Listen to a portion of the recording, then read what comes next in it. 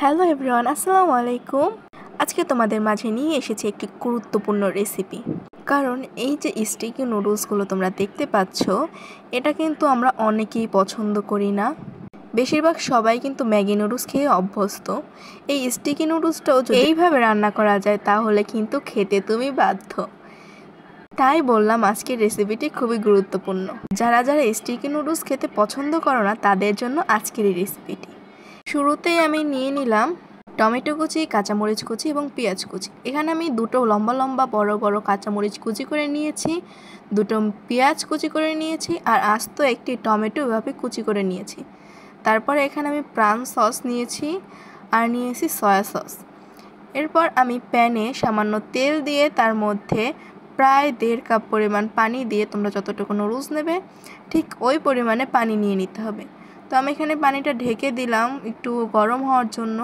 তোমরা পানিটা ফুটে ওঠার পর নুডলসটা দিতে পারো, তাহলে তাড়াতাড়ি করে সেদ্ধ হয়ে যাবে। আমি পানিটা গরম হওয়ার পরে এখানে দিয়ে দিয়েছি।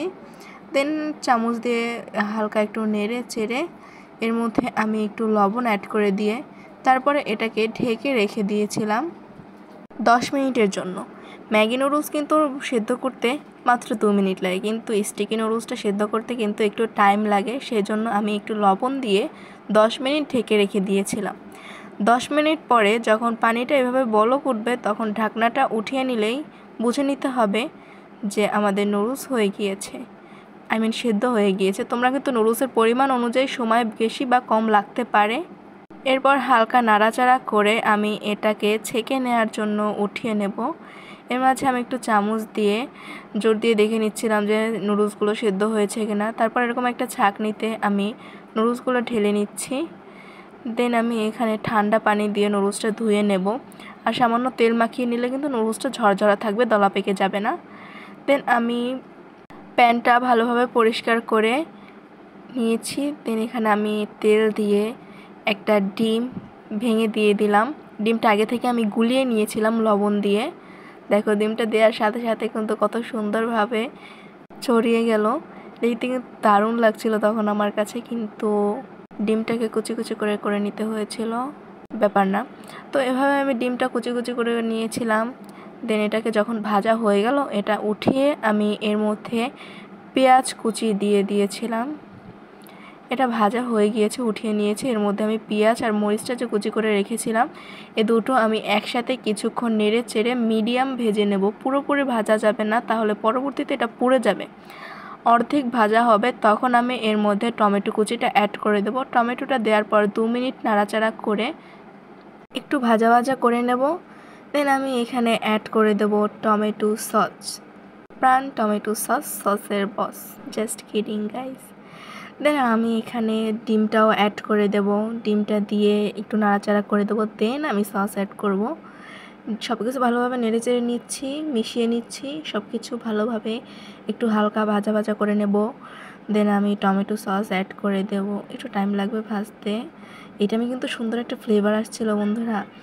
এখানে একটু লবণ অ্যাড করে দিয়েছি পরিমাণ মতো। দেন আমি এখানে 2 টেবিল চামচ টমেটো সস অ্যাড করে দিয়েছি। তারপরে 2 টেবিল চামচ, পুরোপুরি 2 টেবিল চামচ না, ওই তো 2 টেবিল চামচের মতো সয়া সস অ্যাড করে দিয়েছি। দেন আমি এখানে ভালোভাবে নেড়ে চেড়ে নিচ্ছি। এটা দেখে কিন্তু ক্রেভিংস হচ্ছিল নুডলস খাওয়ার। এই পর্যায়ে এটা দিয়ে কিন্তু ভাতও খেয়ে দিতে পারো তোমরা। এটা হচ্ছে শর্টকাট বুদ্ধি, খাওয়া যায় আর কি, তোমরা চাইলে খেতে পারো। দেন আমি এখানে নুডলসটা দিয়ে একটু নেড়ে চেড়ে নিচ্ছিলাম। বাই দ্য ওয়ে গাইস, আজকে কিন্তু রান্নাটা আমি করেছি। প্রতিদিন আম্মু রান্না করে, আমি ভিডিও করি ভয়েস ওভার দিই, কিন্তু আজকে আমি নিজে রান্না করেছি, নিজে ভিডিও করেছি।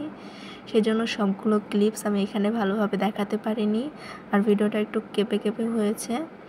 এখানে একটু নেড়ে নিচ্ছিলাম হালকা হাতে। দেন আবার এসে আম্মু নেড়ে চেড়ে দিচ্ছিল।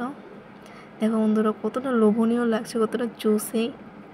আর এখানে কিন্তু তোমরা ঝাল খেতে চাইলে হালকা একটু স্পাইসি অ্যাড করে দিতে পারো, যেমন ধরো গুঁড়া মরিচ কিংবা শুকনা মরিচ কিংবা চিলি ফ্লেক্স, এগুলো দিয়ে নিতে পারো। দেন এখানে হয়ে গেল। দেখো কতটা সুন্দর লাগছে, দেখতেই কিন্তু কতটা লোভনীয় লাগছে, খেতে কিন্তু দুর্দান্ত ছিল। তোমরা অবশ্যই এভাবে একবার স্টিকি নুডলস ভাষায় রান্না করে দেখবে, একেবারে ফ্যান হয়ে যাবে। যারা স্টিকি নুডলস খায় না তারাও কিন্তু খাবে, দেখে নিও, আমার কথা মিলিয়ে নিও। তো বন্ধুরা এখানেই বিদায় নিচ্ছি, দেখা হবে নতুন কোনো ভিডিওতে। ভালো থেকো সবাই, আল্লাহ হাফেজ।